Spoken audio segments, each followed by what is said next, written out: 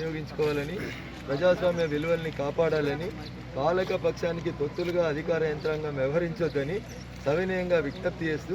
సంఘటన జరిగిందని ఫోన్ వచ్చినప్పుడు ప్రతిపక్షం కంప్లైంట్ని ఏ రకంగా రిసీవ్ చేసుకుంటున్నారో పాలకపక్షం కంప్లైంట్ని కూడా అదే రీతిగా రిసీవ్ చేసుకోవాలని చెప్పి ఈ సందర్భంగా జిల్లా అధికార యంత్రాంగానికి, ఉన్నతాధికారులందరికీ కూడా సవినయంగా విజ్ఞప్తి చేస్తూ, సోషల్ మీడియాలో, పేపర్లలో, టీవీలలో వచ్చేటువంటి ఎట్లాంటి అపవాదుల్ని, అపనిందల్ని ఒకరి మీద ఒకరు వేసుకునే కార్యక్రమాన్ని కొనసాగించవద్దని, దయించి ప్రజాస్వామ్యబద్ధంగా ఎన్నికలు శాంతియుతంగా పూర్తయ్యేలా కోఆపరేట్ చేయాలని ప్రజలందరూ కూడా నేను విజ్ఞప్తి చేస్తాను.